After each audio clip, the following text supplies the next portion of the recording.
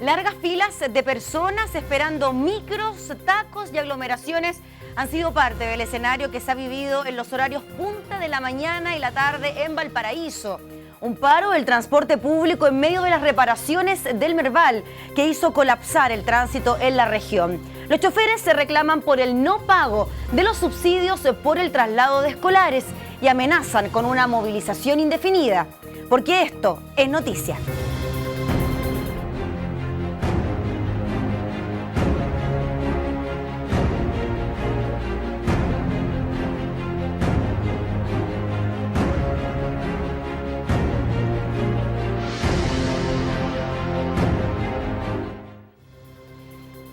Estamos con Óscar Cantero, presidente regional de la Confederación Nacional del Transporte Público, para revisar precisamente qué es lo que está ocurriendo a esta hora con esta movilización. ¿Cómo está, Óscar? Muy buenas noches.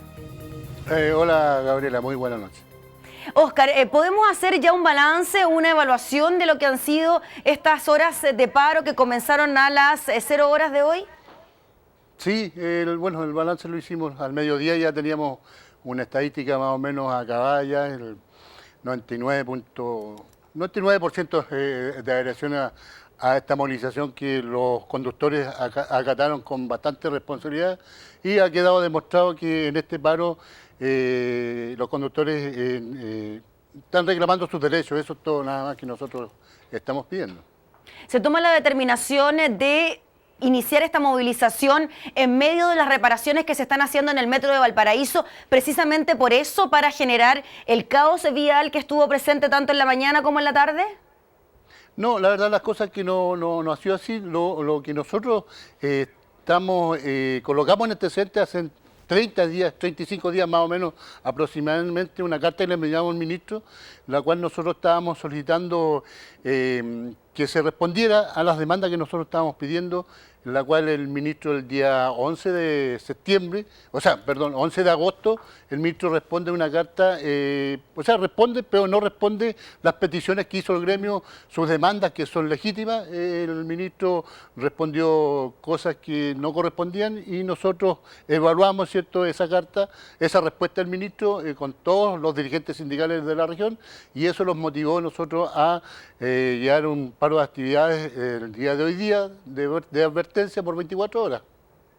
Óscar, vamos a revisar declaraciones de los usuarios del transporte público en Valparaíso, quienes claramente durante esta jornada se vieron afectados, y nos imaginamos que también es parte del objetivo de esta movilización, que se genere algún tipo de afectación pública producto de la movilización. Veamos lo que dijeron los usuarios.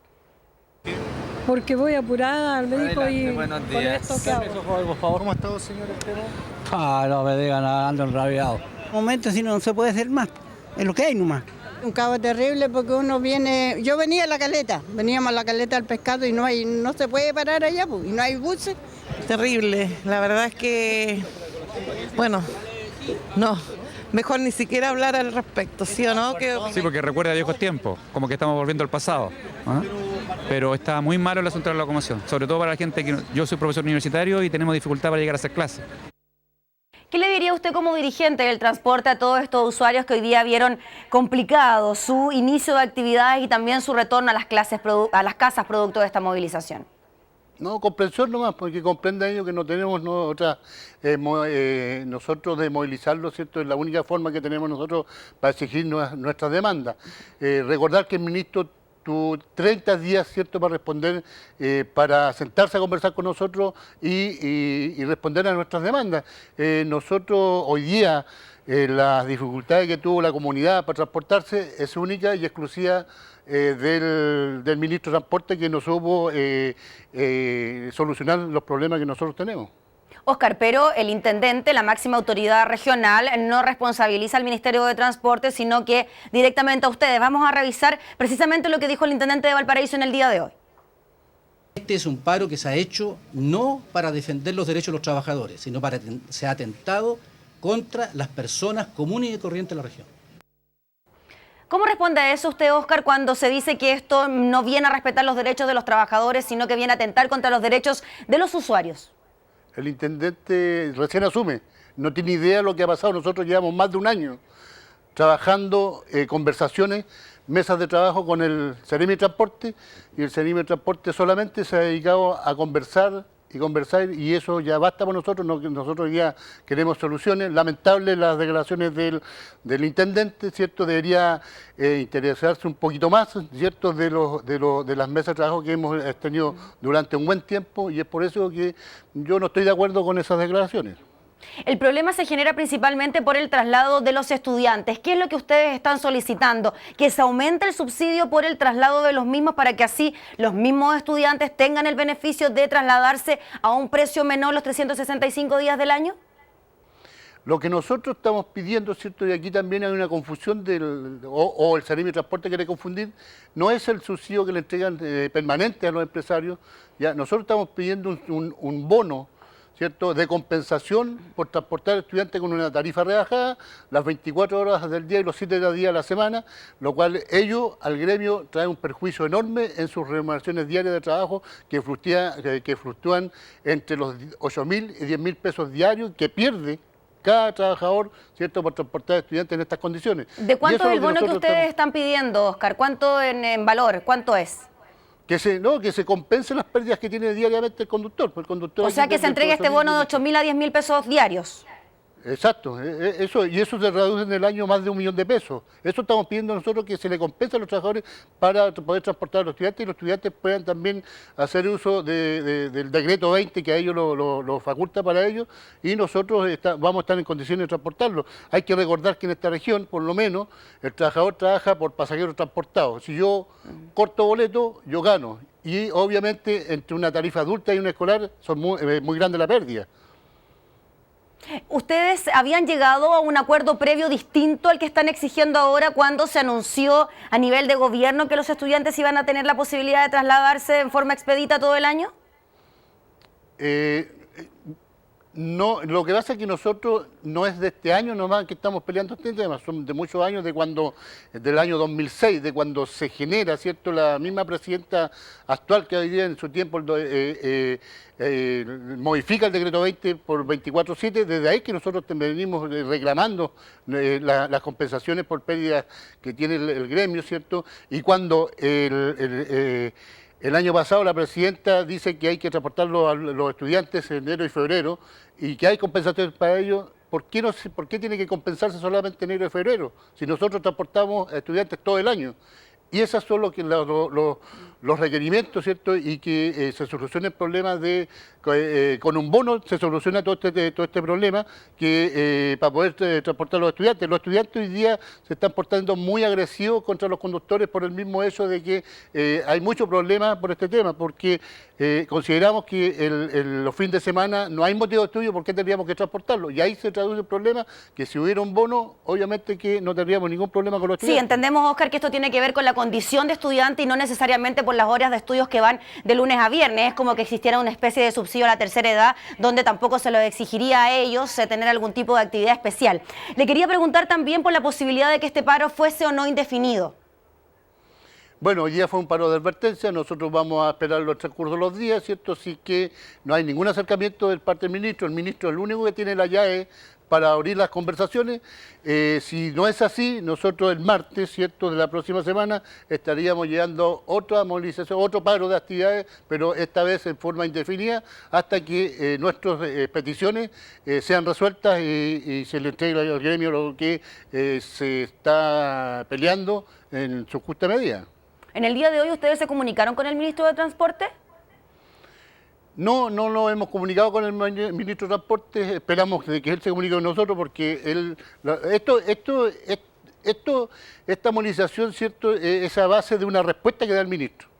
Entonces, esas respuestas no son satisfactorias para el gremio, es por ello que esperamos nosotros que el ministro, ¿cierto?, tenga la disponibilidad y la voluntad política que necesitamos de parte de él, ¿cierto?, de que venga a la región, lo sentamos a conversar y yo creo que se destraban los problemas.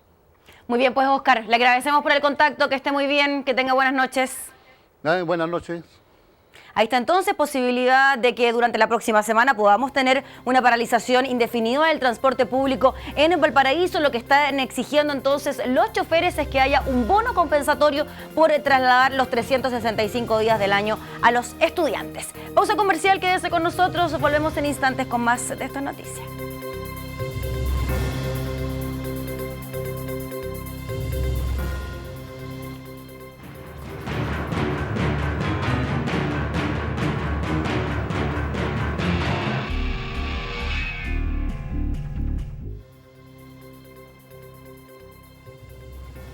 Solo 13 planes de salud, el fin de la discriminación por sexo, edad o preexistencias y el reajuste de las primas cada 3 años son algunos de los puntos que incluye la reforma a la ley de ISAPRES que será ingresada durante la segunda quincena de septiembre al Congreso. Conversamos de este tema con el diputado socialista Juan Luis Castro, presidente de la Comisión de Salud de la Cámara. Diputado, ¿cómo está? Muy buenas noches, gracias por conversar con Esto es Noticias. Buenas noches, encantado de saludarle.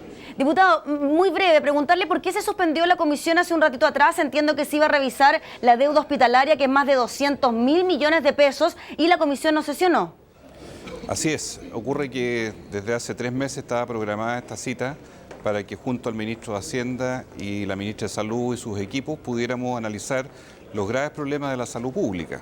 La lista de espera que tiene más de 1,5 millones de personas, la deuda hospitalaria que está desbordada en 200.000 millones de pesos y el calendario definitivo de los hospitales que se van a construir. La ministra vino con todo su equipo, los subsecretarios. El ministro de Hacienda, entendemos, tuvo que ir al Senado por la reforma laboral, sin embargo, estaba comprometida la presencia del director de presupuesto, que es una persona clave en toda la definición económica para el próximo año. Sin embargo, sin aviso previo y sin excusa, se ausentó y naturalmente eso provocó un profundo malestar en la Comisión de Salud de manera transversal y se decidió suspender la sesión y no hacerla mientras no tengamos a la autoridad económica presente, que es fundamental para saber con qué recursos contamos y de qué manera se va a abordar financieramente el presupuesto 2016, pero con claridad en la cifra y con la billetera fiscal muy nítida respecto a qué es posible y qué no es posible. Piensa usted que estamos ya en el segundo semestre del 2015, la situación es angustiante, hay una gran crítica social sobre los problemas de salud y lo que no debiese ocurrir es que cuando se habló en su momento del realismo sin renuncia, el realismo, vale decir la cuota de restricción, por decirlo así, no puede ser endosada al sector salud, que es uno de los más deficitarios que hoy día tenemos en nuestro país. No quisiéramos que los problemas en los hospitales se ahonden más o sean más críticos por falta de presupuesto o por restricciones financieras que obviamente pudieran ocurrir, pero que para eso necesitamos que la autoridad de presupuesto o el ministro sea quien nos diga cuál es la definición. Como no estuvieron, desgraciadamente esto provocó un problema y se suspendió la sesión y vamos a elevar una nota de reclamo y protesta formal al jefe de gabinete, al ministro Buru, porque esta situación no debió haber ocurrido y tiene que haber un diálogo entre el Ejecutivo y el Legislativo como corresponde. Un traspié para esta crisis por la que atraviesa el sistema público de salud y que nos lleva también a hablar de lo que podría ocurrir con el sistema privado de salud con esta reforma a la ley de ISAPRES, que ha tenido una serie de intentos fallidos en sus trámites por el Congreso, pero que al parecer ahora ya estaría entrando en tierra derecha. Diputado, ¿qué significa que existirían solo 13 planes de salud para los cotizantes de ISAPRES? Bueno, hoy día hay un problema objetivo que la gente después de más de 30 años lo sabe, que es el que hay 14.000 planes de salud que son inentendibles y que están diseñados y hechos para que la gente precisamente no logre descifrarlo y no logre exigir sus derechos. El sistema ISAPRES lleva más de 30 años en Chile y ya es la hora de que haya un cambio de verdad y se eviten los abusos que permanentemente han existido sobre las personas adultas mayores, sobre los niños menores de 2 años, las mujeres en edad fértil, la gente que enferma, porque al final, ¿qué es lo que le interesa hoy día a la ISAPRES? Las personas jóvenes, que tengan un buen ingreso, que tengan pocas cargas y que en definitiva sean las personas que no usen el sistema, para que no induzcan el gasto. Ahora, con el proyecto de ley que va a ingresar, según nos ha dicho el Ejecutivo en septiembre próximo, van a haber 3 planes diferenciados, precisos y claros en cada ISAPRES, que tengan a su vez redes de atención distintas por hotelería. Una clínica será un poco mejor que otra, el centro médico también, un laboratorio, y la gente va a tener que elegir a cuál de esas redes y a esos planes se va a adscribir, pero de manera clara, sin letra chica y accediendo a condiciones que sean equivalentes para todos, terminando con este sistema de que mientras yo soy bueno para la ISAPRE porque gasto poco del sistema, la ISAPRE está conmigo, pero cuando yo la necesito más, la ISAPRE me abandona. Esa lógica, que es la de la seguridad individual, va a pasar ahora a una lógica de seguridad social. Y eso es muy importante para poder cambiar el modelo que tiene el sistema ISAPRE. Y en esa misma línea, esta modalidad más bien social que podría tener el sistema de ISAPRE tiene que ver con la creación de este fondo mancomunado entre ISAPRES y FONASA, que será financiado con un 0,4% que se sacará de la cotización de salud. Esto ya recibió algunas críticas, diputado, porque algunos piensan de que el Estado entonces se pasaría a destinar los recursos propios de cada cotizante de ISAPRE y destinarlo para otras finalidades, como por ejemplo apoyar el sistema público de salud. Van a haber dos fondos dentro de este proyecto. Uno, que es un fondo al interior del sistema ISAPRE, para que de toda la población de esos 3 millones de chilenos que están en alguna ISAPRE, se pueda calificar muy bien dónde están aquellos que tienen mayor riesgo de enfermar y por lo tanto tener mayor gasto en salud. De manera tal de que ahora, en vez de que el 7% de las personas vaya a su ISAPRE particular, ese 7% va a ir a un fondo inter-ISAPRES, donde al interior de ellos se va a distribuir ese dinero de esos 3 millones de personas para que se focalicen donde hay más gasto y no donde haya una situación distinta que implique menor desembolso. En segundo lugar, va a haber un fondo, efectivamente, como usted dice, de FONASA con la ISAPRE, que es un fondo que se llama mancomunado, que es de un poquitito, un 0,4% de esos 7 puntos que son la cotización de salud, exclusivamente para fines muy precisos, la atención prehospitalaria o los traslados. Muchas veces la gente no tiene ambulancia, no hay cómo hacer un rescate, no hay cómo trasladar de un hospital a otro o de domicilio a la casa. Toda la atención prehospitalaria es un problema hoy día para usuarios de los dos mundos, de ISAPRE y de FONASA. 2, para los trasplantes de órganos, que son hoy día prestaciones catastróficas, muy caras, que no son posibles de costear si no son con dineros comunes. 3, para medicamentos de alto costo en atención de hospitalización, como por ejemplo los cánceres o enfermedades graves. Y algunas otras más que pueden definirse que son consideradas como parte del uso que va a tener este fondo mancomunado del 0,4%. Y creo que esta es una buena idea porque logra paliar situaciones que hoy día son muy necesarias, son urgentes, y no hay una cobertura ni de FONASA ni de ISAPRES para abordarlo. Creo que es una buena idea y no es el fantasma, como han dicho algunas ISAPRES, que siempre se resisten a estas cosas, de que van a migrar masivamente miles o millones de personas al sistema ISAPRE en circunstancias que eso no está previsto así. ¿Qué pasa con las críticas sobre supuestas improvisaciones por parte del Ministerio de Salud a la hora de dar a conocer parte de esta reforma de agoteo, de a poquito, sin tener el contexto general de lo que podría ocurrir? Mire, siempre en estos 30 años las ISAPRES se han negado sistemáticamente a los cambios. Si hay un sistema hoy día dentro del mundo económico-social de nuestro país que es resistente a todos los cambios, es el de ISAPRE. Yo creo que estamos en un momento muy decisivo porque en el gobierno anterior del presidente Piñera se intentó hacer una modificación, fracasó también porque no recogía justamente lo que hoy día sí está en el tapete, que es esta lógica de seguridad social.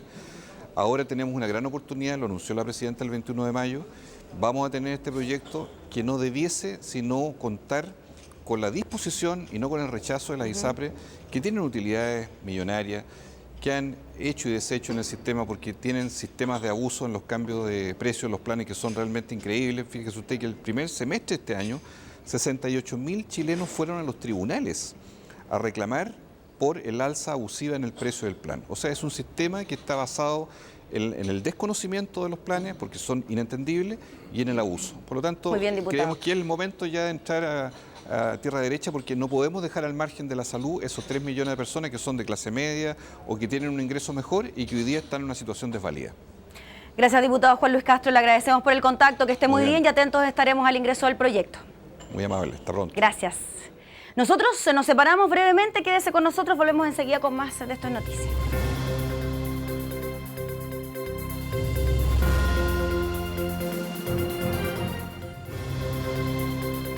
Si estás cocinando algo a esta hora, te aconsejo que cuando termines limpies y revises los quemadores de tu cocina.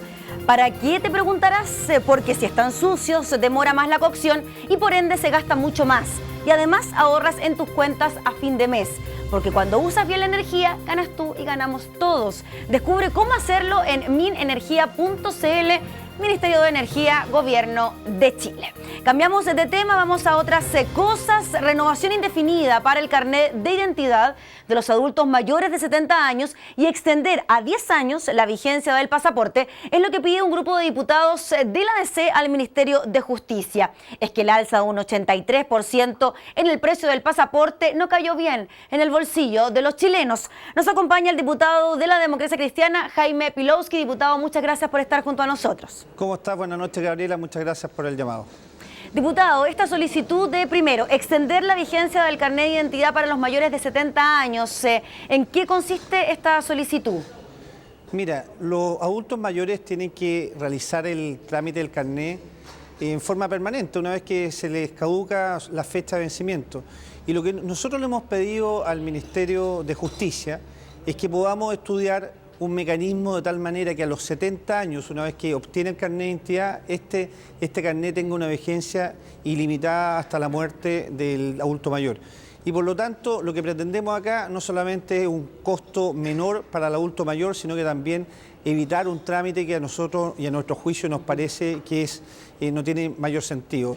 El Ministerio, la ministra de Justicia, Javiera Blanco, quedó de estudiar los antecedentes, de estudiar la propuesta nuestra, porque nos parece que va en la línea correcta, va en la línea de poder entregarle mayores facilidades a los adultos mayores, no solamente con un menor costo del carnet, evitando así renovaciones sucesivas, sino que también evitar un trámite que la verdad que sobre los 70 años se hace bastante complejo.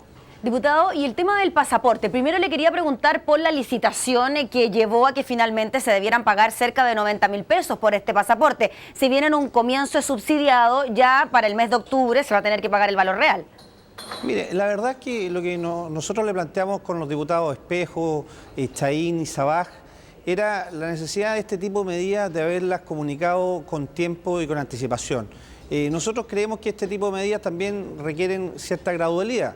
La ministra nos ha señalado que hay un inconveniente desde el punto de vista contractual. Esta es una licitación que se inició el año 2013 en términos de procedimiento y los precios que se puso en el pasaporte son los que usted ya sabe, cercanos a los 90.000 pesos. Y en una primera etapa hubo un subsidio por parte del Estado que alcanza a los 15.000 millones de pesos. Nosotros entendimos las razones económicas de eliminar este subsidio, entendiendo que lo que provoca esto es que hay un 15% de personas que viajan en el extranjero que requieren pasaporte. El resto viaja dentro de países que solo requieren el carnet de identidad. Pero de todas maneras, diputado, disculpe, fue una mala licitación a la hora de que un país como Chile deba pagar 90.000 pesos por un pasaporte. ¿Qué considera usted al respecto? Mire, quedamos con el pasaporte más caro después de Venezuela en Latinoamérica. A mí me parece que no es correcto. Yo creo que en un mundo que hoy día globalizado, que mucha gente hace un esfuerzo por viajar, a mí me parece que es un pasaporte caro. Por lo tanto, por eso, diputado, disculpe, ustedes están pidiendo que ojalá el pasaporte dure 10 años y no 5. Mira, una de las propuestas que le hicimos a la ministra, la verdad que es bastante complejo porque hay un contrato firmado que esto impide poder extenderlo 10 años. Usted sabe que los países de la Unión Europea casi todos tienen 10 años de extensión de los pasaportes y por lo tanto nos parecía que al precio que se está pagando una medida adecuada era tenerlo y extenderlo 10 años. Pero esto requiere un pago a la empresa y por lo tanto es una materia que es bastante compleja y que en definitiva va a requerir un subsidio estatal. Y por lo tanto a nosotros nos parece que parte de este subsidio que alcanza a 15.000 millones de pesos debemos entregárselo a los adultos mayores, evitando que después de los 70 años tengan que hacer renovaciones sucesivas de su cédula de identidad. O sea, diputado, en definitiva, no se va a poder cambiar el tema de la vigencia del pasaporte, tampoco disminuir su valor, pero con ese monto quizás ayudar a que los mayores de 70 no tengan que renovar el carnet. Por supuesto, hay un contrato firmado con esta empresa que pone como monto el precio que usted ya sabe, cercano a los 90.000 pesos, y una rebaja en esto requiere un subsidio estatal. Lo que nosotros decimos, mire, si bien no podemos acceder a esta rebaja de los pasaportes, usted destine parte de estos recursos que hoy día está entregando para pasaporte para los adultos mayores que nosotros creemos que son grupos vulnerables que requieren una atención especial, con lo cual va a permitir que el adulto mayor no renueve en las fechas indicadas, sino que a partir de los 70 años tenga duración indefinida de su carnet de identidad, evitando también muchos trámites. A nosotros nos plantean mucho los vecinos, los clubes de adulto mayor, los trámites que tiene que realizar para obtener el carnet de identidad. Imagínense una persona de 80 años tener que ir al registro civil para esa obtención. Así que en esta materia nos quedamos satisfechos con la explicación de la ministra, pero lógicamente queremos que parte de ese subsidio vaya a un grupo prioritario, que son más de 2 millones de personas en el país. Sobre 70 años se visualiza que hay 1.100.000 personas y en ese sentido va a ser una medida que va a estudiar el Ministerio y que nos va a permitir dar solución o dar un beneficio importante para los adultos mayores, como les digo, beneficiar a más de 1.100.000 adultos mayores en todo el país. Muy bien, pues diputado Pilowski, le agradecemos por el contacto, que esté muy bien, que tenga buenas noches. Muchas gracias, Gabriela, por la invitación y una buena noticia si el Ministerio no acepta esta proposición que hemos hecho con los diputados de la Democracia Cristiana. Gracias, diputado, que esté muy bien. Solo como dato, si usted quiere pedir hora para renovar su pasaporte y evitar el pago de los 90.000 pesos, ya en algunas comunas del sector oriente no hay cupo hasta pasado el mes de octubre. Pausa comercial y volvemos enseguida con más de estas noticias.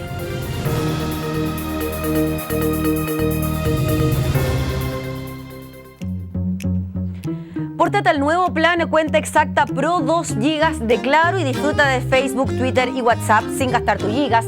Para compartir más con Claro es posible.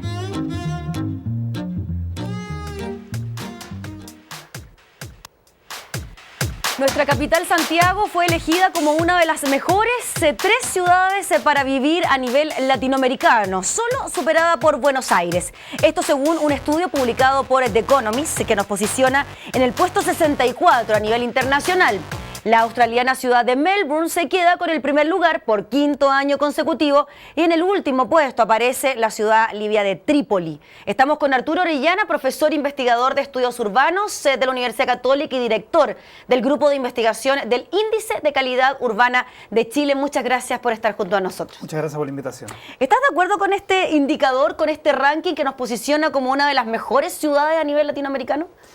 Yo creo que sí. Este es un indicador que tiene una larga tradición, casi una década, que permite comparar la realidad de 140 ciudades sobre parámetros y variables que son bastante discutibles en algunos casos. No obstante, me parece que para quien le sirve, que tiene que ver con los inversionistas, efectivamente es interesante saber cuáles son los estándares en las ciudades. No obstante, hay una serie de problemas con este indicador. Primero que nada, está midiendo unidades de población absolutamente distintas. Piensa tú, por ejemplo, que Ciudad de México y Sao Paulo tienen 20 millones de habitantes y hay países en Europa que tienen 10 millones, por ejemplo Grecia, Portugal, Holanda, Bélgica. Holanda tiene 16, lo cual te habla de que en realidad al interior de las grandes ciudades hay diferenciales enormes en términos de estándar. Probablemente dentro de Santiago tengamos áreas como Vancouver o como Melbourne, pero también tenemos áreas como, no sé si Trípoli, pero por lo menos algunas ciudades africanas, algunas ciudades, digamos, me imagino que se intenta dar a conocer una especie de promedio de la calidad de vida que puede haber en una misma región donde tenemos comunas tan dispares acá en Santiago. Exactamente, y es cosa de mirar las variables que ocupa. Por ejemplo, ingreso per cápita, probablemente el ingreso per cápita esconde una mala distribución del ingreso en algunos casos. Donde los ricos ganan mucho y los pobres ganan muy poco. O, por ejemplo, hay temas que tienen que ver con participación en las comunidades y toman como variable la asistencia a la iglesia o los sindicatos. Entonces también uno podría discutir, pero más allá que de eso, es interesante poder compararse. Siempre es bueno tener una herramienta con que compararse. No obstante, para efectos de la política pública nos sirve muy poco,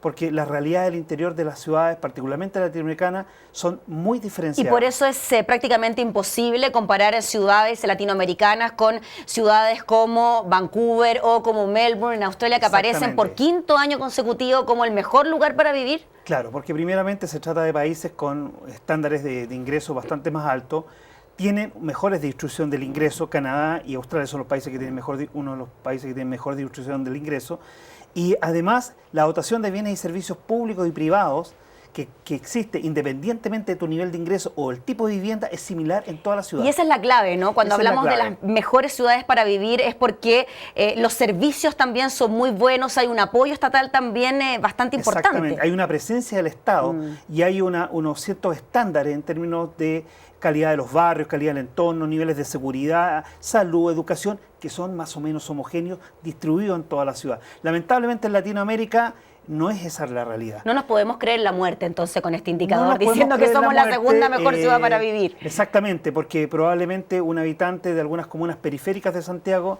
no va a pensar lo mismo que un habitante que vive, por ejemplo, en Las Condes o Providencia o Vitacura. Temas Son como, realidades muy distintas. temas como la seguridad ciudadana o el mismo transporte público, me imagino, Exactamente. juegan un papel trascendental en esto. Por eso nosotros hemos aportado con índices como el índice de calidad de vida urbana, que venimos haciéndolo del año 2011, justamente para diferenciar esa realidad que internacionalmente nos coloca muy bien dentro del universo latinoamericano. No obstante, darnos cuenta también que al interior tenemos desafíos pendientes, porque dentro de la misma ciudad de Santiago la gente vive una realidad muy distinta. A pesar de que cuando viene un extranjero a nuestra ciudad dice, ustedes viven muy bien, comparándolo con otras capitales a nivel latinoamericano. Claro, porque son extranjeros probablemente aquellos que están asociados a la inversión privada o empresas que vienen o ejecutivos, probablemente se desenvuelvan, por decirlo de alguna manera, en áreas como Vancouver, como Melbourne, que son justamente el cono oriente, donde sabemos que hay ciertos estándares de equipamiento que son bastante adecuados o más o menos universales. No obstante, hay sectores de la ciudad, como te digo, que ellos nunca van a conocer y donde tenemos todavía, digamos, problemas de seguridad, problemas de la vivienda, problemas de infraestructura, problemas de educación, problemas de salud. Por lo tanto, yo no digo que no sea bueno que estemos, digamos, segundo lugar después de Buenos Aires y después está San Juan, Montevideo. No obstante, a mí me parece que hay ciudades, por ejemplo, como San Juan y Montevideo, que son mucho más equitativas que el caso de Santiago. Te queremos agradecer, Arturo, por estar junto a nosotros, por comentar este tema que nos interesa. Queremos saber también un poco más de la ciudad en que habitamos, así que muchas gracias por estar junto a nosotros. Gracias por la invitación. Y nosotros, antes de despedirnos, tenemos un mensaje para usted. Recuerde visitar ucbmedios.cl y podrá ver nuestros contenidos en cualquier parte y a toda hora. Por ejemplo, todos los capítulos de Esto es Noticia, usted los puede revisar completos y las mejores entrevistas también, lo mismo nuestra edición central. Así que no olvide ucbmedios.cl y tendrá la programación completa de UCB Televisión. Nos vamos, que esté muy bien. Gracias por informarse con nosotros. Nos reencontramos mañana.